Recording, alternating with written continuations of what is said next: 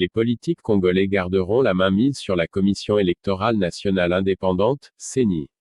À environ 2 ans de prochaines élections, les divergences persistent notamment sur l'architecture de la commission. Le président Félix Tshisekedi a promulgué la réforme, mardi soir 6 juillet, se passant des exigences de l'opposition, de la société civile et des confessions religieuses. Le point d'achoppement reste la dépolitisation de la CENI, également voulue par les Nations Unies.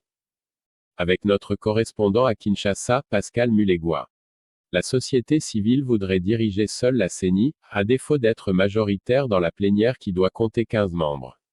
Elle reste minoritaire même si son quota passe de 3 à 5 membres.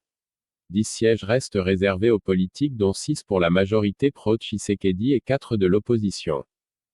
Dans le bureau organe de gestion composé de 7 membres, les confessions religieuses issues de la société civile conservent la présidence de la CENI. Les autres postes seront occupés par 2 opposants et 4 membres issus de la majorité. Un déséquilibre qui irrite les chefs religieux mais pas seulement.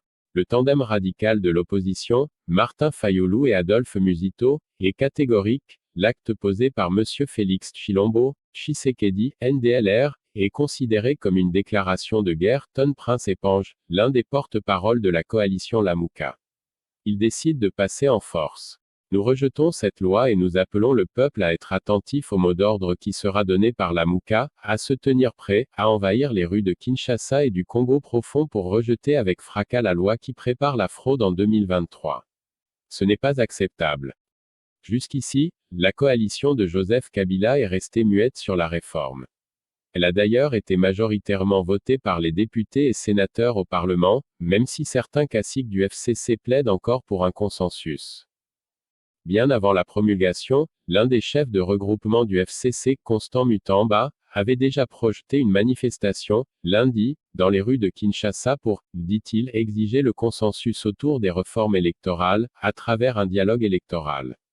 Pour sa part, l'Église catholique via son épiscopat, la CENCO, dit regretter la promulgation du texte.